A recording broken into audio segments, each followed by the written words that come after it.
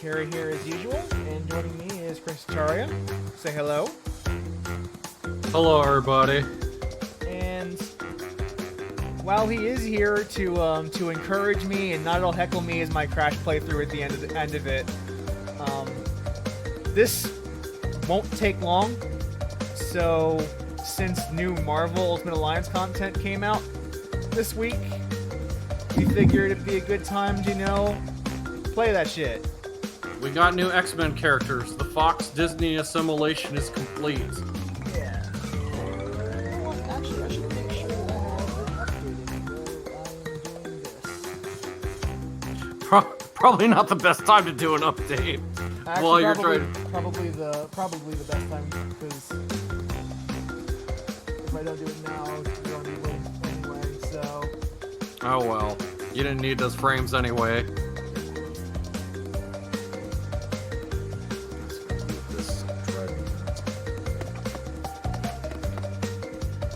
Let's get started with the nitrous cross fight. So speaking of Marvel, do you hear that it's pretty much confirmed we are getting a third Deadpool movie? Yeah, I did hear about that.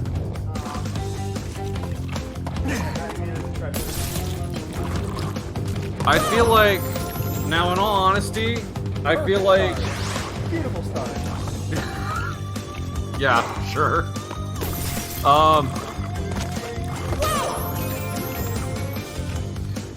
Wow. Yeah. So, Then one hit. in case you guys forgot, this boss fight, the objective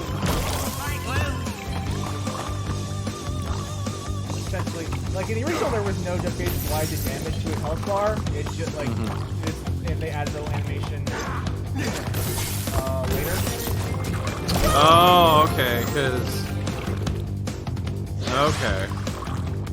Huh.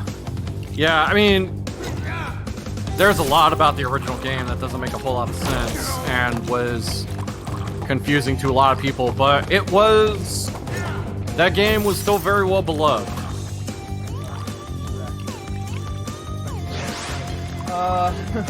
We have a lot of lives. But fun fact,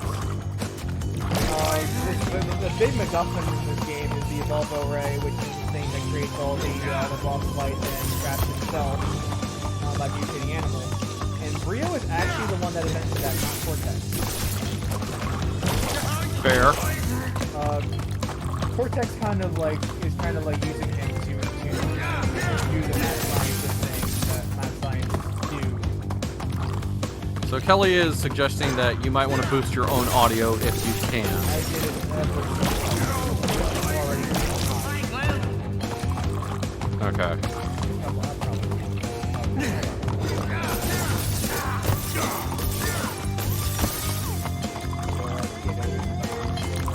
I mean, if you have to, you have to. But...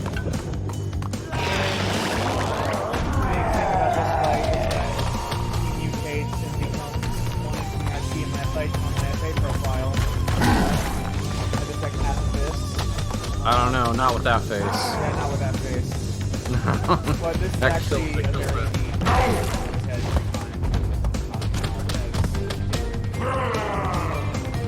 Man, I still...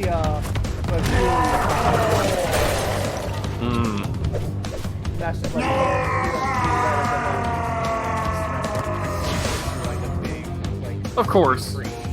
Fits the theme. Because he's the one that figured out how to mutate animals, so I wouldn't be able to mutate himself. Not to mention, hopefully avoiding a lawsuit by Marvel.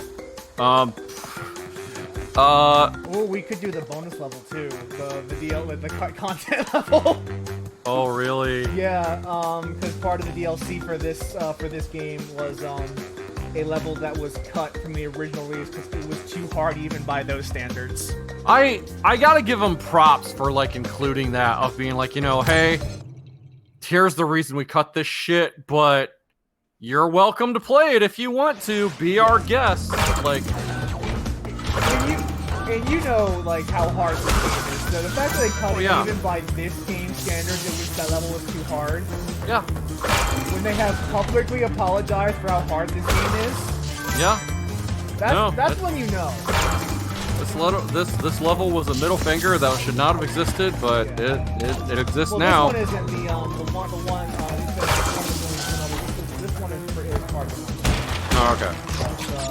The one that we could do that's optional for me is a DLC. I'm always anytime I think of Crash Bandicoot, I'm always reminded of this was one of the first things that I played on a PS1. Back when, like, again, that time of Sony making a console, what? And then, but like everybody was getting hyped about it. Like people I went to school were like, "Yo, man, PlayStation's gonna be the shit." And the big seller, of course, being like, "Yo, Mortal Kombat 3 is gonna from the arcade. It's gonna look exactly like that on PlayStation." Like that was the big thing. Yeah, I actually started with Crash 3. That was my first one. I didn't play the first two games until later, because that was like on my PlayStation 1 way back in the day. Right. Okay. Yeah. Got it behind that. So for me, it was... Now, when I say Crash Bandicoot was one of the first PS1 games I played, it wasn't even one of the first PS1 games I owned. It was, I'm just always reminded of... It was kind of one of those things where, like, the magic of 3D gaming was kind of being made more reality for something other than a fighting game. Yeah, I mean, but for something, like, other than a fighting game, because before Crash, like, my exposure to games that were trying to take advantage of, like, polygonal graphics, you had Virtua Fighter. That was it. Oh, yeah, that would have been time. Yeah, and then eventually...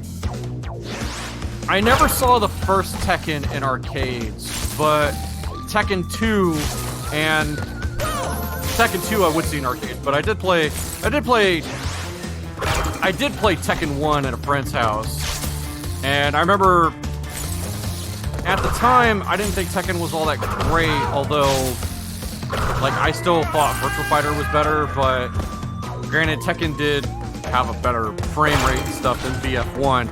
It was Virtua Fighter 2, that series as a whole got good. But no, like, so seeing Crash, it was the first time of seeing, like, a platformer that was going to take advantage of, like... Same. Oh, nice. So fun fact, in the original version of this game, these lads when they fell, they had the invisible on screen.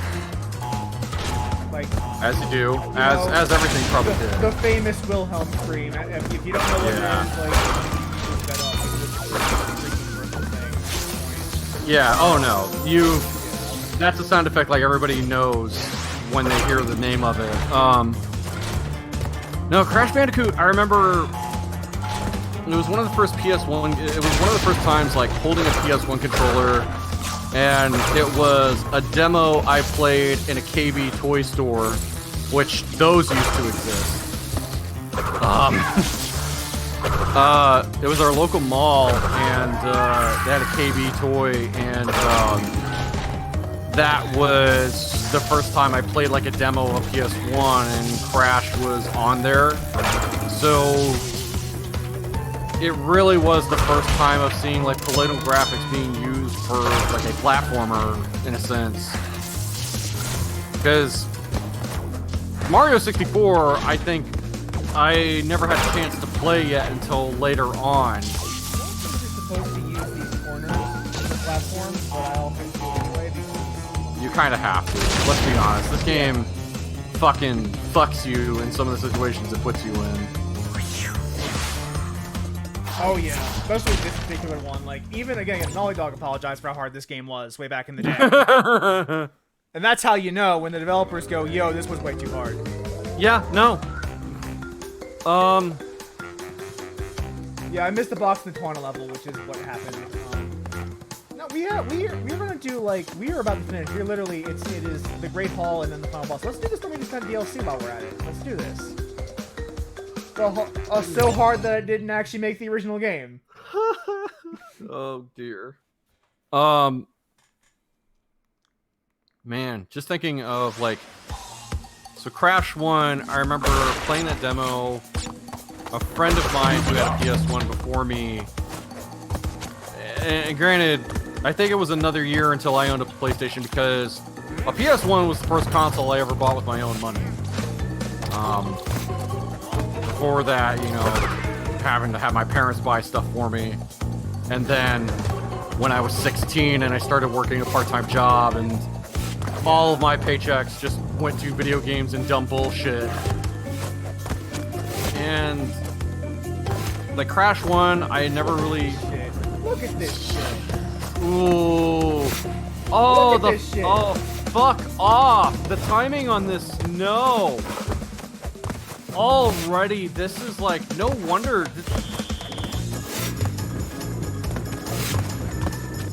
Wow. Oh, fuck off. Yeah, no, the timing on that is... No, fuck you. Beatable, but this is why this content was cut. Yeah, no, if they'd have let the stairs stay there a little longer, this probably wouldn't be so bad. But...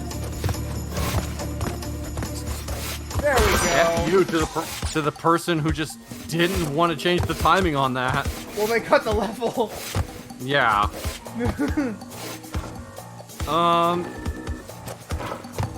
So a friend of mine had the full game of Crash 1, and you know, I wasn't super big on it at the time, and then the like, PS... In fairness, this is not a good game. Like, I love the Crash series. I will not defend the first Crash game. This was, I mean, it certainly wasn't the reason why you're trying to convince kids at the time why you should ask your parents for a PlayStation. This wasn't the game to do it. For a lot of kids, especially when I went to high school, who I knew in like middle school and stuff at the time, everybody was really into Tekken. That was the big thing. That was I could see that. That was really selling kids on PS1, and like kids that I knew that were like, yeah, they don't throw fireballs or dumb bullshit. It's like real fighting, which saying Tekken is like real fighting is a bit of a stretch, but. I remember Wipeout also being a big one. Wipeout, I love Wipeout. Yeah, original Wipeout from back in the day. By the time I got a PS1, though, you know, when consoles were bundled with demo discs. Also, like, again, look at some of the shit that's this level. Yeah, no, those stairs alone are a massive fuck you. Oh, there we go. Gotta go. Oh, missed it by that much. Yep. The speed of this platform. Look at how fast it's going. Yeah, no, that's ridiculous. Like, the design of the level is not super terrible. It's just like the timing on all these moving elements is what really fucks you. And this is what separates Crash from Spyro, with the degree of precision that you just need. No. In order to Insomniac was not as cruel to their players. It's that, but also like Crash, like Spyro 1 came out when Crash 3 was coming out, so yes, to some degree they knew better because they had more time. Yeah. Oh, okay, I had to time it based on Beaker Man and the platform. God. Jesus H. Christ on the goddamn cross. Oh, man. Like, and like, of course the one that got cut was one of these levels. Like, one of the castle climb levels. Because they're like famously some of the hardest shit in this game. Well, even, and again, like the fucking, I think one of the levels that I'm stuck on currently is getting up like the dam wall or something, like. Oh, the Great Wall levels are also. Yeah. They're also fairly like. I say that there are a lot of levels in this game that are notorious for being pretty hard. Yeah, no. There are a number of times this game just throws the middle finger of your face and says, "Shove it up your ass." You think you're getting past this?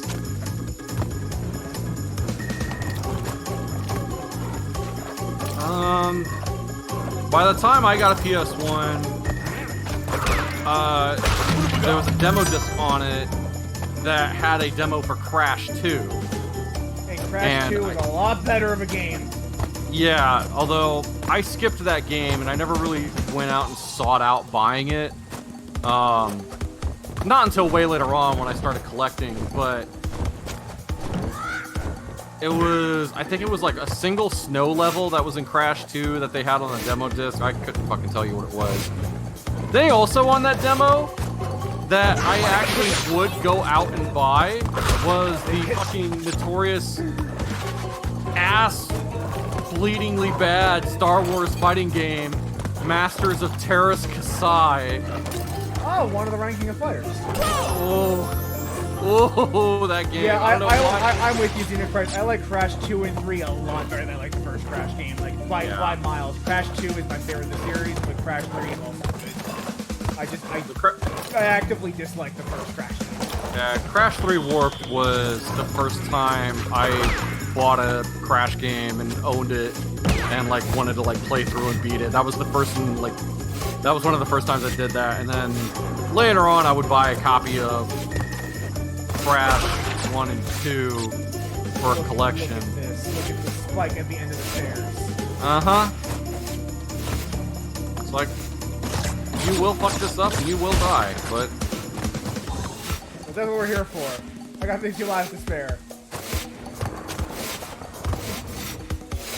Demon Lord says that the demo level I was referring to might have been Snow Go from, which, sure, I'll believe that. I have no way of fact checking it. Yeah, I like that level. That's a good level. I have much positive to say about Crash levels and Crash 1 levels. Yeah. I'm mostly playing for completeness sake because, like, I would, if I was like playing it for me, I would skip Crash 1 entirely, get rid of Crash 2. Yeah. Actually, just skip Crash 1 entirely. There's part of me that just wants to see all of this content that they've remastered and done, and being able to play the games for myself, like, not to mention with improved physics, which I remember that's what threw some people off when this remaster initially came out. Yeah, again, if I played this before, I played against the group. The thing there is that in the original Crash games, not even just physics, just a little bit of texturing work or modeling work. Planes were always just straight up flat surfaces. Like this was just like a rectangle in the game's code. But in the remake, there was like a slight rounded edge on the geometry, so gravity does its thing on rounded edges in video games. If you're ever so slightly lucky to fall, then you would be in Yeah, and the thing, and of course the other big thing was that all three of the games on the remaster, they have to have the same physics, and physics were updated and changed in the PS1 era Crash 2. Between 1 and 2, but it's static between 2 and 3. They look the same. Like, if you look at Crash 1 versus Crash 2, there's a physics of how Crash is. Yeah, like the only people to notice the problem were like people that had played Crash 1 originally on PS1 and said, man, this feels fucked. This doesn't feel the same. And then it's like, oh yeah, because different physics. Crash 2 physics. Yeah. It's a logical decision. Yeah. This is a Yeah, no. also a very thankfully, like literally after this we're gonna do the final boss, and there is one level.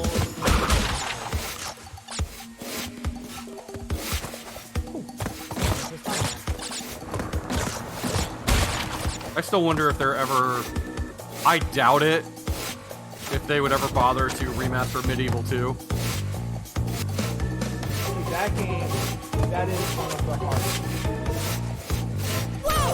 Fucking hell. Medieval 2 is one of those games I only remember beating because it did have cheat codes that, even though I owned a Game Shark and I cheated on games for almost a whole generation because of it, I have never beat Medieval 2. And No, I've tried the past few years. no, I cheated the shit out of Medieval 2. Even with modern skills, random carry, I cannot do it. Yeah, no. There are just a couple of sections in that game where like I can't. No. Oh wow. Nice.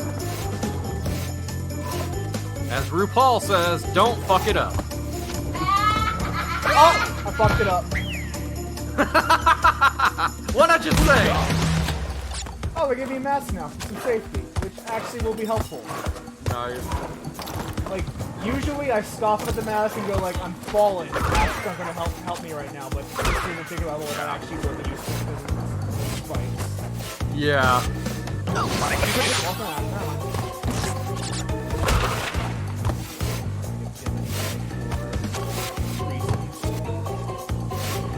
sure with the real level, what the bonus level's gonna be like, because like, those levels in the game also are kind of brutal. Yeah, they are. 'Cause holy shit.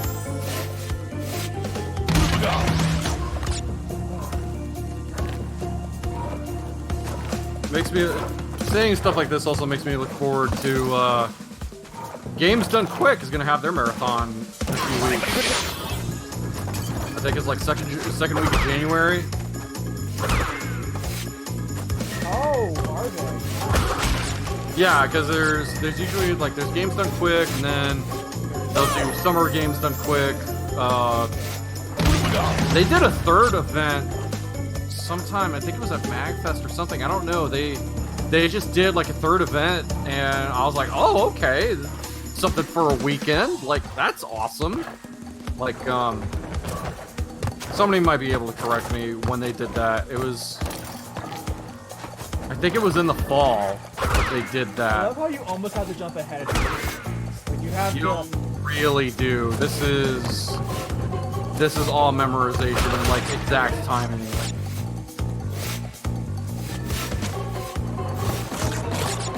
some of these you actually have to prepare ahead of time and jump before it even comes up, which is really, really frustrating. Yeah, then Crash Nitro Kart. I never really played that seriously until I did the fucking streams that I started doing. Team Racing, because Nitro Kart's the PS2 game. Yeah, my mistake. Yeah, Crash Racing. Okay. Oh. Whoops. Platforming. That's a thing you can do.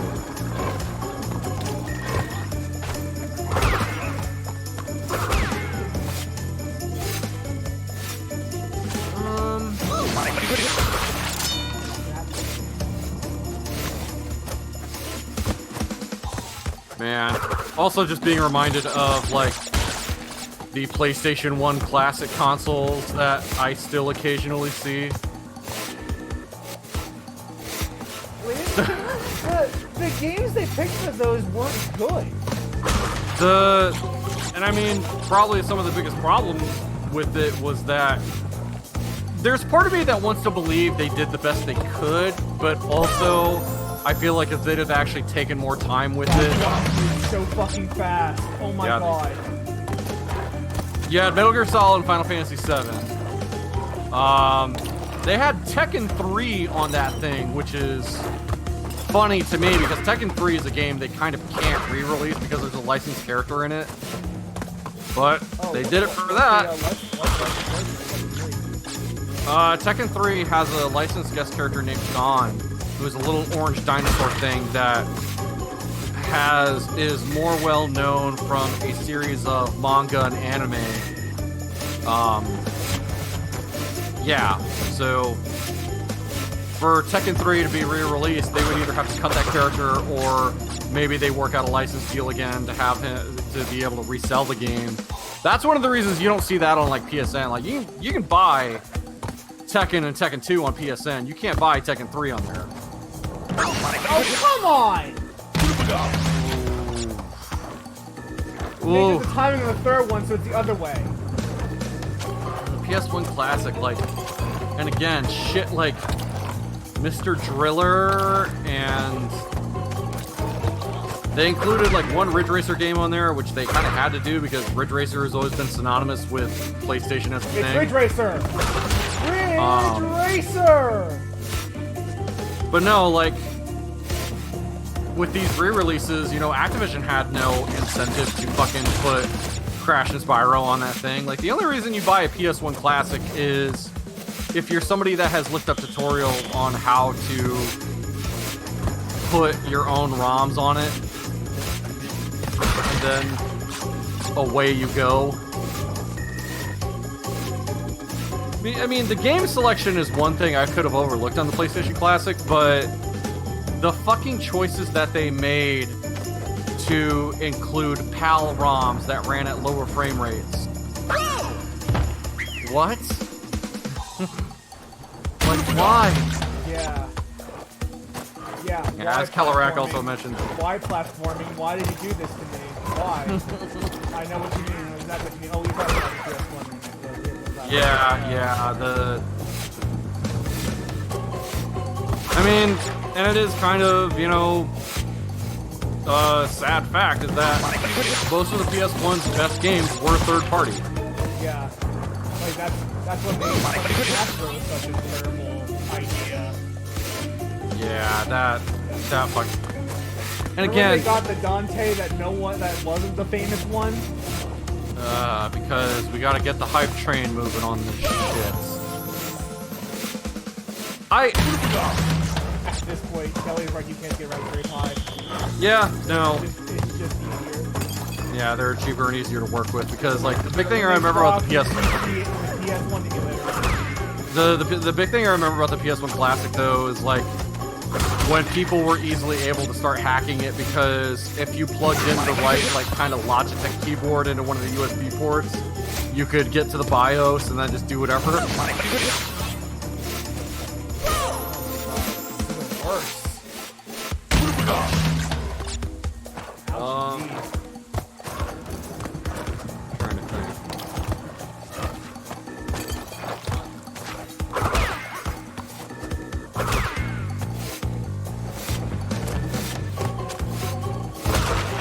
But at least you know why this content got cut.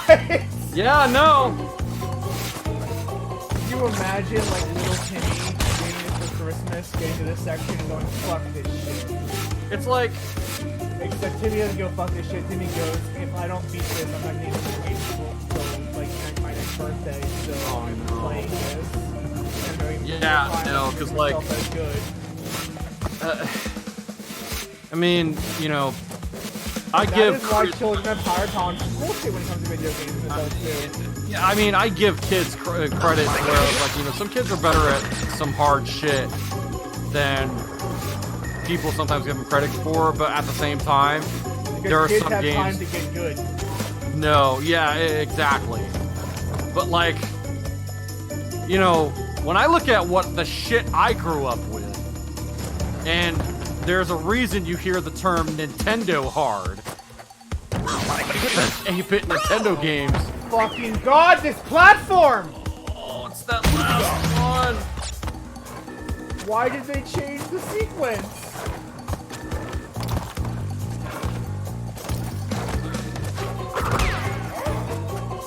There are people out there that speedrun and time trial this level. So, like... I mean, yeah, that doesn't surprise me at all. I keep thinking about, like, the mad people who 100% this game, and I don't get it. I don't there's get a YouTube channel. Take up knitting and crocheting at that point. Because you're having a better time. I gotta find it now.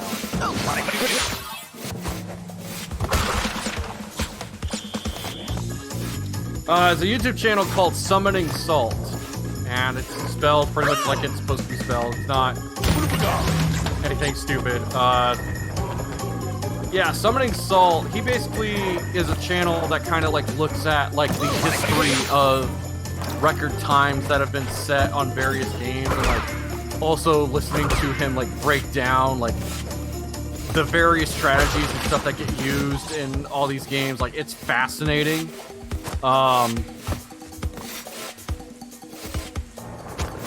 There's there was a video he did that was just about one single track in Mario Kart from the N64 that people were trying to one-up each other on record times. And it was ridiculous. Like, you would think even with the most optimal run, it's like, there's no way that time can get any lower. But someone does it. Yeah. They learn new tech. Techniques. Yeah, it's really like you get the most optimal run, and even when like RNG works in your favor, it's like you would almost think you can't do better than that. But no, there are people that will fucking dedicate so much. Good time playing Outer Wilds for this game. Exploring, wandering, dark bramble, getting eaten by anglefish.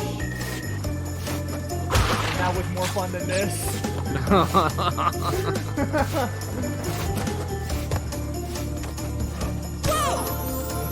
I hate that you have to like you have to play platforms like give way before you jump. I hate like that little anticipation. If I can get that third Rio head, they'll give me a checkpoint to let me get past all this shit. If only. Well, we're gonna either beat this or game over time. And if we like, if at a certain point, I'll just call it and go, fuck it, we're gonna finish the game and fuck it. Like, I will 100% Crash 2 and 3. I made no comments about this game because I was not going to deliver on that promise.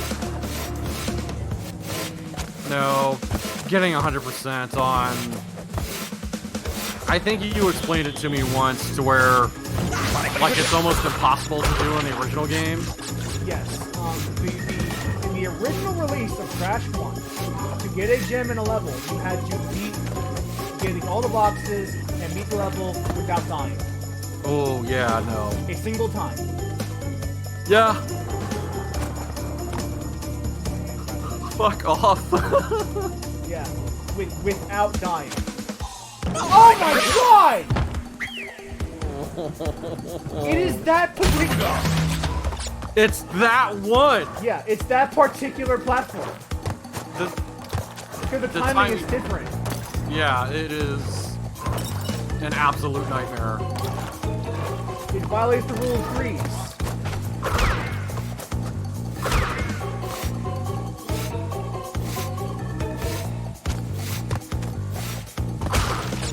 Woo! Fucking shit on a shit sandwich. Covered in shit. Ew.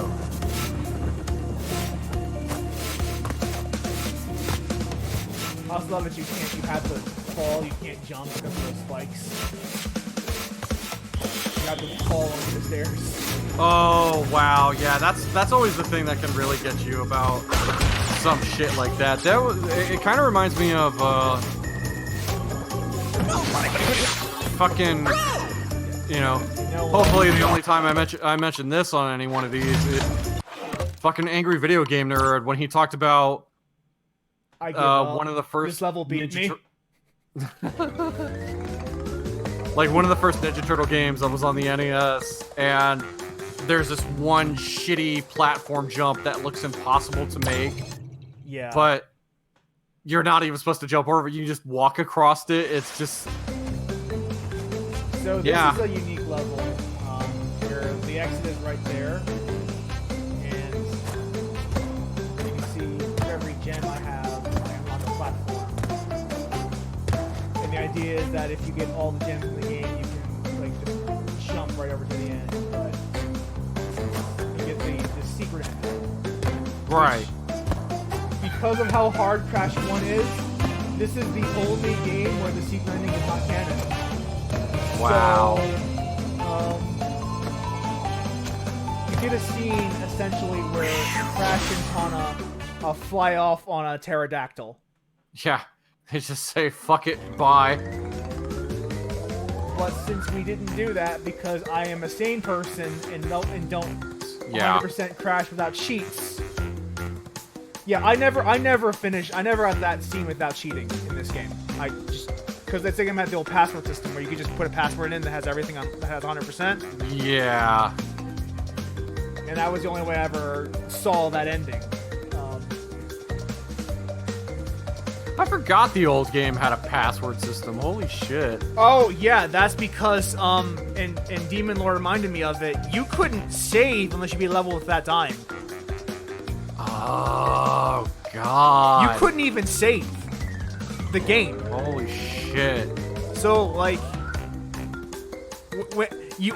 some people would go back and beat old levels just so they got a chance to save their game.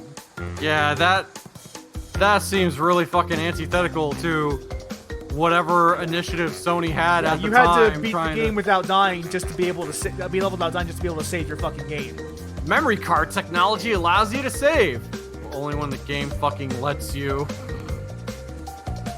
And so we've climbed the top of Cortex's tower, beating all of his bosses, destroying all of his labs to save our girlfriend Tawna. And now it's time for the final boss against the Doctor himself. Have you ever seen this animation that they had, which was initially it was going to be the intro for the cartoon? Well, not really like a Saturday morning cartoon, but it was going to be the intro for the game. I did see that. And I am glad they chose not to do that. That was bad. That was pretty bad. Like, I'm kind of surprised how much, like, it really did look like what, like, a fucking Saturday morning show would have looked like at that time. But, glad they didn't use it. Yeah, this is a pretty simple boss. Like, he's dodge it.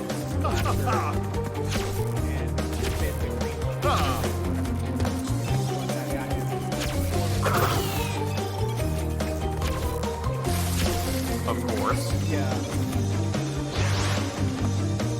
Also, Darn you, Crash Bandicoot! Really sinister. Since you don't have the audio, like if you have a chance, like you should Google the music for the Cortex like Crash Bandicoot. It does feel like a climax.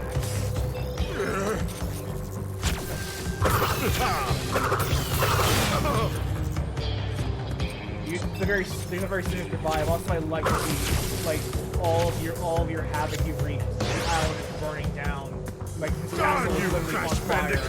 Like this is him, like pissed off that you destroyed his plans, destroyed everything he built, and he's just trying to get his final revenge on you right now. There's been a lot of like subtle world building in the background. Yeah.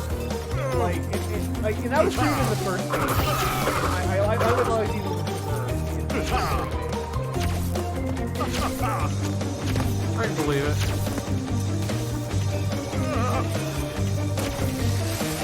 Like, there's a whole level where it's just Cortex's power plant, and that's how he gets the power for the island. Darn you, Crash Bandicoot! There's like the tribesmen that he's kind of quartering off from the starting island, so like he doesn't have a problem with it. There's a whole there's a lot of like implicit detail in the levels themselves. So this place does kind of feel like a single parent world, even though it is a series of platforms sections.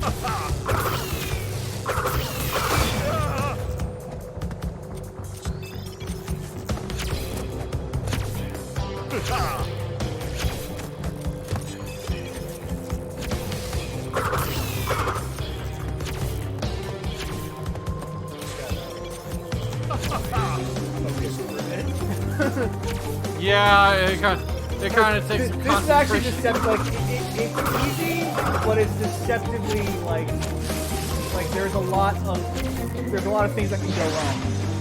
Oh yeah. Darn you, Crash Bandicoot!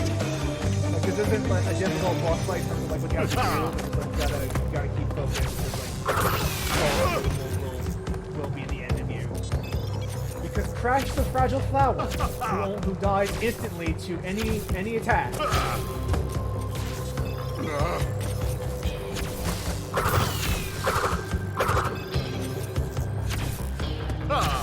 Also, I like this that they also did they read up the voice lines and Cortex actors. And they actually brought back features from Cortex, Crash 2 and 3. Nice.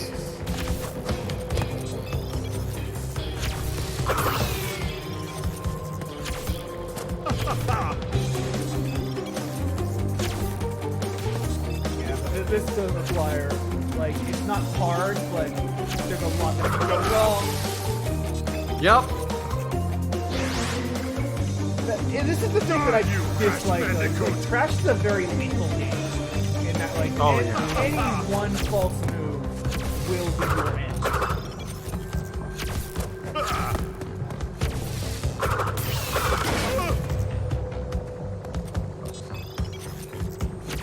So, like, even in ways easy sections in quotes, you can't just, like, breeze through it. You have to Easy, quote unquote.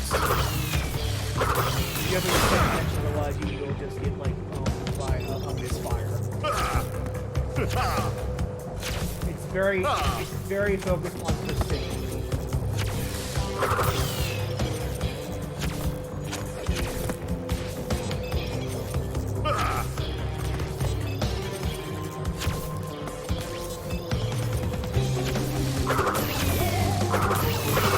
Alright, more hits left.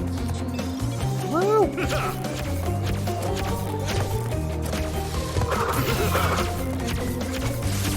Oh my god. Back to the start. Oh no. I got a mask now though, so I can take at least one hit before dying.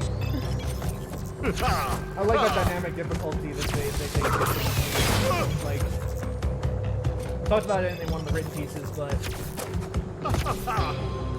a lot of early games, especially like these platformers, even like Jack did this too, where the more you die, the modified stuff will be a little easier every time you die. That I didn't know. Like in Crash particular, you the more directly you notice if you die enough times in Crash for free when you respawn, but also you might also notice that some boxes turn into checkpoints when before you die too often in a certain section. Oh really? Yeah, like the game is not trying to kill you. Like it does have Kinda some surprised the built-in shit out of me. guards. It does have some built-in guards to like prevent you from getting overly but some frustration will be expected.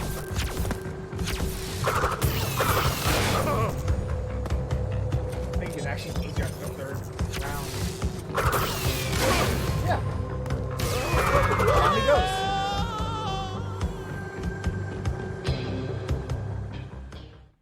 And that is Crash 1 time. Woo! Time. You've been streaming for 28 minutes. There you go. Instead of going on a pterodactyl going. This is, by the way, the only canon not 100% complete ending of Crash. Like the other two games, because 100% a lot easier to obtain. They are canon. Yep. I mean that's easy deal. But yeah, this is I'm glad that like they can't just not remake this game when doing an HD remake of the trilogy. But this is easily my least favorite of the three Crash games by far. It is a damn difficult game.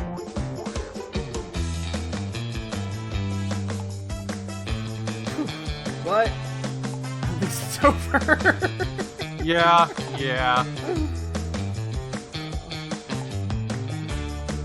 And Tawna was never seen nor heard from ever again. Well, she got into CTR. Yeah. Yeah. Apparently in canon, the reason that you don't see her again is that she dumped Crash in between 1 and 2. Ouch. And started dating Pinstripe instead. Ouch. Yeah, we have Coco now, which is definitely a step sideways. Isn't that his sister? Yeah. Coco's I was the gonna say, character. They kind of make it basically seem like she's back with him though, with like all the stuff, like the stuff that she has in like CTR, and Yeah. it's like, no, it's okay. They're a couple. They're still. Yeah, I have never played Crash Boom Bang, so I can't talk about it, and I don't want to. That looks really bad. It looks really bad. But, the plan is after this, we will, like, not next week, but the week after, because I'm on call next week, so I can't do any streaming stuff. But, Right. I will start Spyro 2. Oh, next nice. week. And I as much as I love Crash, because I love the buff boys in Crash, especially, of which there are a lot. There are a lot of those. Yes, there are. There are a lot of PS1 abs in Crash games. Although I still remember all the daddy fan art that was going around when like stuff for the Spyro remake started getting announced. Oh yeah.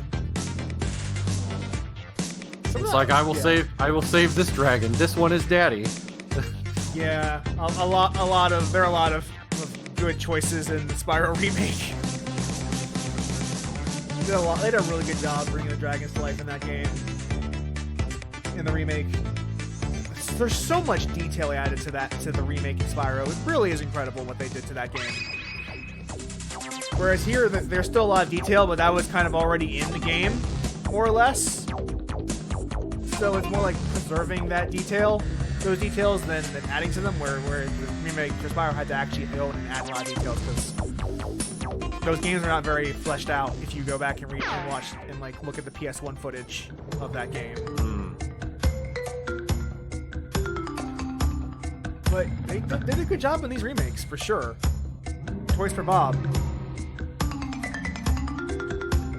So I'm making some notes here that'll be more relevant when we start streaming Marvel. Yeah, which I'm still like halfway through installing, unfortunately, because I forgot that I uninstalled it a while back to get space out for other games. But we should be finished by the hour, so we should still have time to actually play. I was afraid I wouldn't finish at 9, which I forgot how little there was to the final finale of this game. Well, you can throw away some more lives on that fucking. I'm not starting that game level. Are you insane?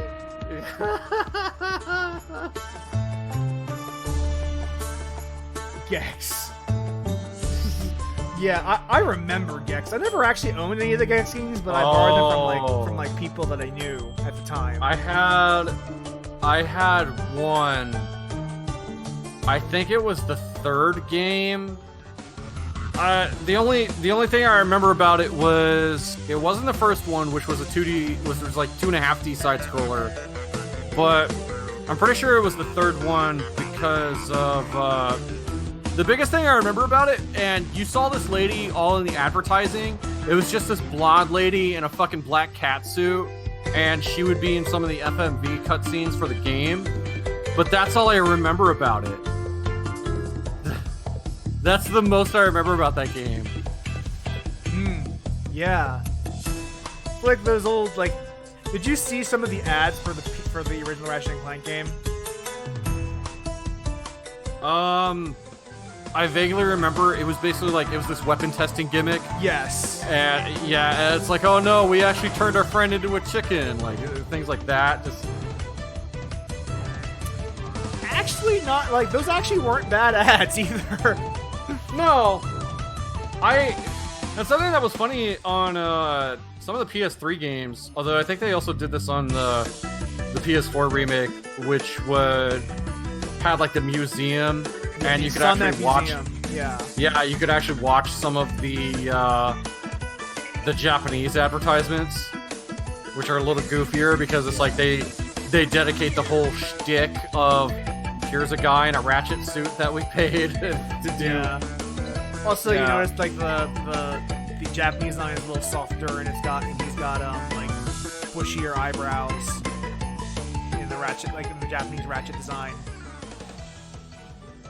Also, that's true of Crash. Like fake Crash with the bigger grin, with the goofy teeth and the bigger eyebrows is based off the Japanese Crash design.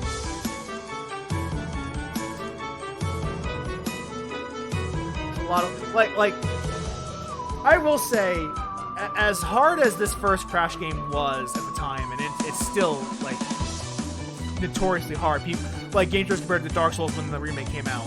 Yeah. Because that's the comparison that never makes sense, but they keep using it anyway. If you look at the behind the scenes for how this game came out technically, it is actually very impressive what they managed to do on a PS1 at the time. Yeah. And considering the fact that, like, I'm pretty sure this game came out before Mario 64. Because before Mario 64, nobody knew how to do a platformer in 3D. And then one of the other unfortunate blemishes was that because there was that learning curve at the time. Oh my god, you're right. This is a pre-Mario 64 game. Because Yeah. Crash came out in 93 and Mario Super Mario 64 was in 1996. Yes. And another thing that happened was, do you remember there was a Bubsy 3D game? Yes, I do. I never played it, but I remember. It's notorious. So that's a game that had the misfortune of the development cycle. We don't know how to make a platformer in 3D. Let's try our best. Yeah. But not getting released until after Crash came out. So, yeah. So, having that big stink. Yeah. And that's why, like, when you notice a lot of Crash level design, if you actually, like, look at it pretty closely, you'll notice that what it is more or less a 2D platformer, but instead of the X and Y axis, it's kind of like the X and Z axis. Yeah. They just kind of turned it. They kind of turned it. Yeah. They did a Super Paper Mario before Super Paper Mario did that. Yeah. It's that's why it was called the Sonic's Ass game. Yes. Prototype, because the idea is that you were playing a Sonic level, but in a different dimension. Yeah, basically. There's a like I still marvel at the technical prowess of Naughty Dog at the time, because like that was still in the age where you had to like figure out where you wanted data stored in a disk when you released the game on the PS1. You had to like think of where certain things had to be located so that they can be loaded up faster. Yeah, it was just the whole thing of like, because again, memory cards kind of had to exist because you can't save games to a battery if you're not using a cartridge. Yeah. But at the same time, cartridges were obviously something that needed to go away because they were fucking expensive, and Really bad. Nintendo's still stuck with it though, because like, nah, fuck moving parts. Whole hog. I unlocked this with the key earlier and never actually played it. Nice. Oh, it's one of these levels, of course. Oh, right. They did these a lot better in the future games. Ooh. Yeah, just even looking at this now, like the camera seems a little disorienting to kind of know. Oh shit! Precision platforming at high speed.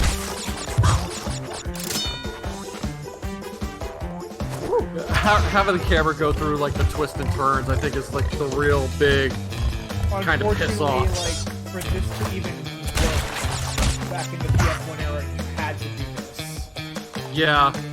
That was actually like that's actually like a reason why there's a lot of curves in the Crash levels, so that they can use moves to compensate certain things that they don't have to load them in. Right. Yeah. So like the only like you're right in that the fact that it's a twisty turning level does not make it easier. Unfortunately, this is the way technology works back then. Otherwise, the level doesn't work at all. Yeah, they couldn't make it a straight line.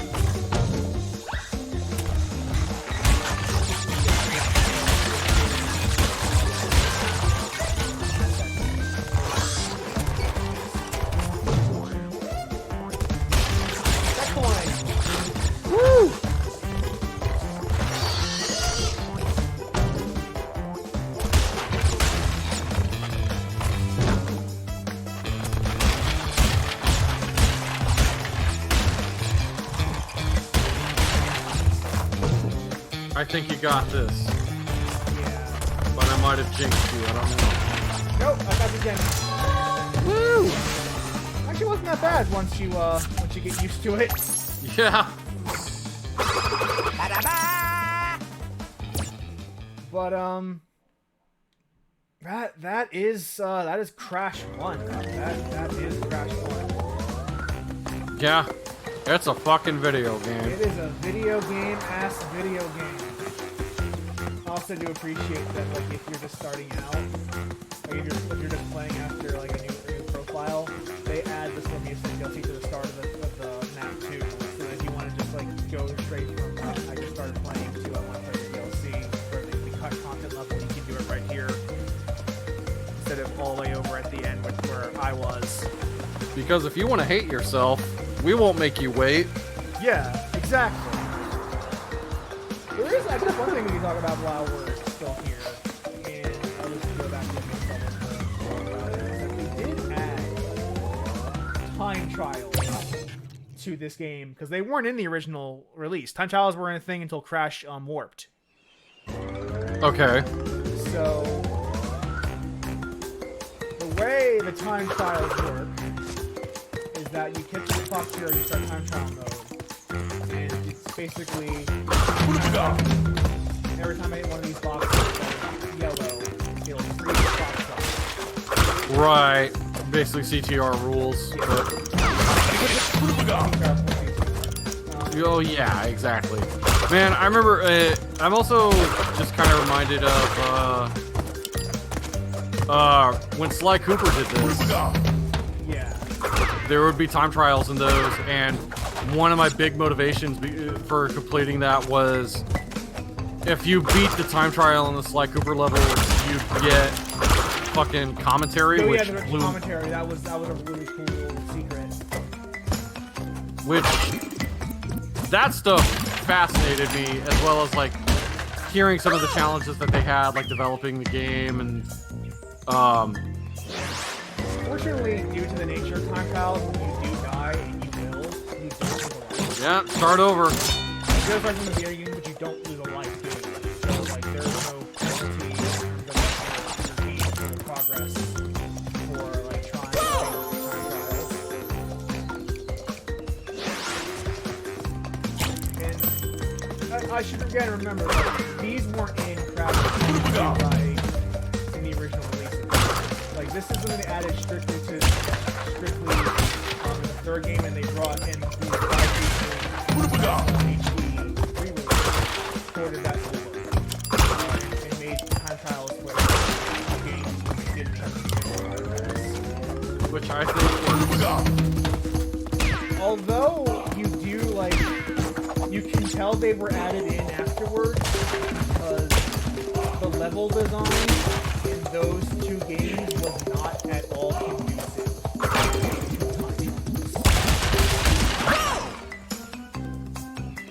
Like, this level is fine, it's opening level, but imagine like that level for me sense. Like, there's time travel. Right. And that means you have to like get to the end without losing life, period. Just to get time. So like imagine just doing that. Like imagine having to do that. Like these levels are not really designed to be done in that map. So it is cool they brought this over. I just don't think it was I don't think it was a good idea. I would have done it. It kind of exposed the design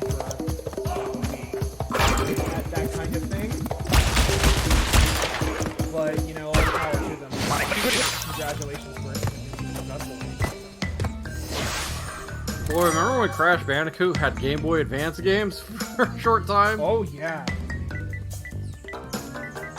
And at one point, they tried to do like a crossover of like Crash Bandicoot Purple, Ripto's Rage, and there was a bad. There was a Spyro Orange. I have those, by the way. Yeah, I didn't pay much attention to them.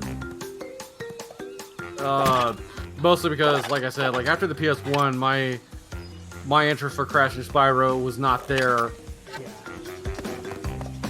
Also, you'll note that because the modes were added after the games come out, they don't contribute at all. So, like, you don't even, like, if you want to learn from the game, you can do them as part of the release. Only the gen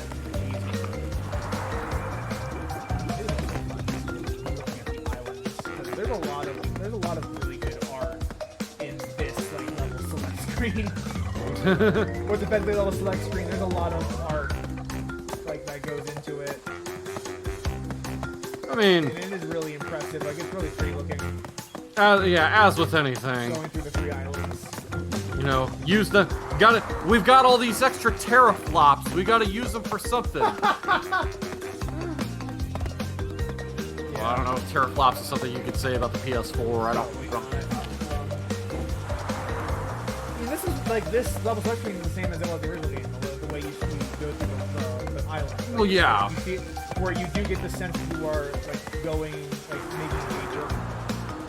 I mean, this in and of itself was very much inspired by stuff like Donkey Kong Country, but now it was like seeing that in a 3D polygonal space.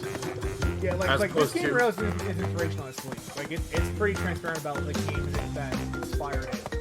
Yeah.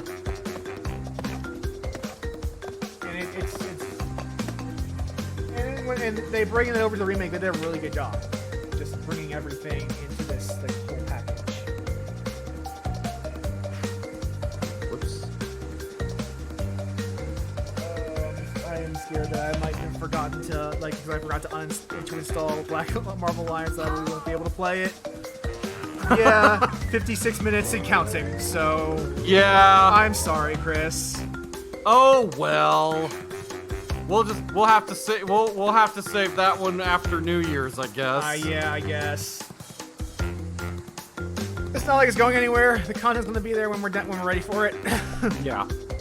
Although I am gonna say that I wasn't waiting this time. I was like, yeah, they pretty much structured the content the same way they did the last one. Of like, here's some new gauntlets. Take Also, like an hour to beat, I imagine, huh?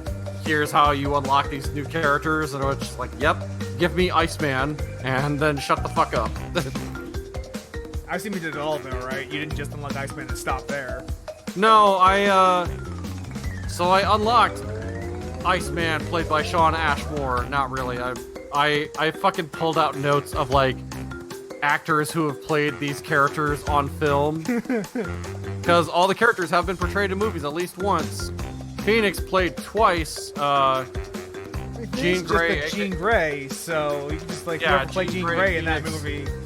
Well, so you had I'm gonna butcher this. Famke Janssen. Sure, we'll go with that. And she was in the original movies, like the first ones, and then. Oh shit! I just wrote down Sophie. I didn't write down her whole fucking name. Because they did that recent Dark Phoenix movie. That was like a year or two ago, right? Okay. Yeah. And I mean, this just goes to show how fucking forgettable that movie is. That Dark Phoenix movie was this year. It was this year? I thought that was like a year ago. Dark Phoenix came out. I sworn it was like a year or two ago. I mean, you could be forgiven for thinking that. Because who the fuck cares? Man, holy shit. The movie was about as exciting as a wet fart. Sophie Turner is who played Phoenix in the new movies. Including this one that came out this year. Sean Ashmore played Iceman, aka Bobby Drake, in the original X-Men movies. X-Men 1, 2, 3. Taylor Kitsch. He played Gambit for one fucking movie that I know of where that character appeared, which was in X-Men Origins Wolverine. And I think he did an okay job. It's just too bad the rest of that movie's kind of garbo. And then, of course, Cable we had recently with Josh Brolin. Yes, who also played, which is funny that he also played Thanos in Endgame. Yeah. Which I only saw recently. Endgame, I'm gonna admit, like, I know people have their complaints about that movie, but like Endgame, I feel like if we didn't get any more Marvel movies, I'd be happy. I think. I mean, we've talked about this like on other aside from the stream, but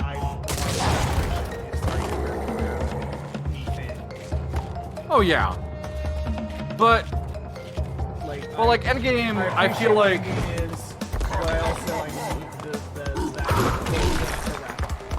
Yeah, but because money, it's not going to.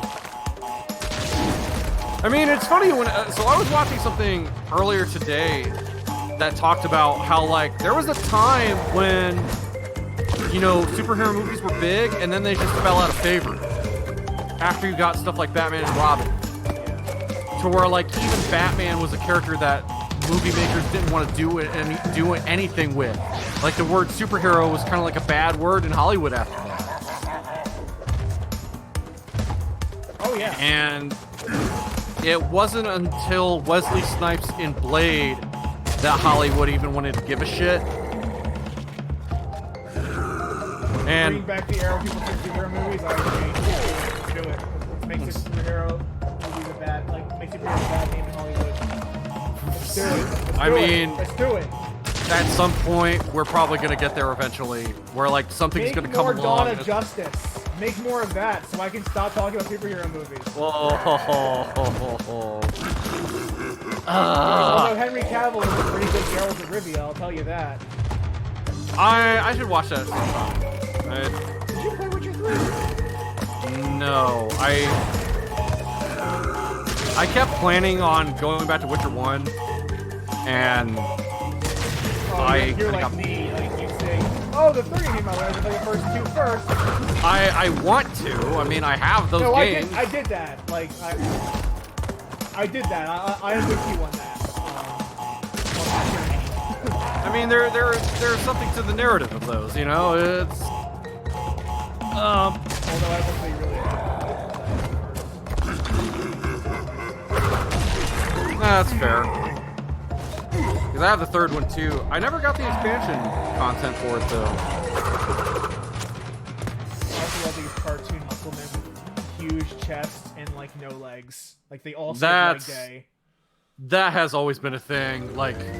No one ever going back to when cartoons were made, like... It's like... How the hell do you hold yourself up? Like... Yeah. Especially like in Crash 2 with Tiny, since his whole gimmick is he jumps a lot. And he has like the huge upper body but no legs. Yeah, it's like his legs are just twigs. And it's like, fucking how? Like, how are you just not crushed under the weight of your upper body? You know what? Rather than waste time here, I'm gonna pop Spyro 2 and I'm gonna we're gonna do a brief intermission. I'm gonna pop Spyro 2 and we're gonna get started on that today. Alright. Since clearly Black Order is not happening. You know? Because of my own fuck up. Oy. But guys in the chat, give me like 2 to 5 minutes and we will start Spyro 2.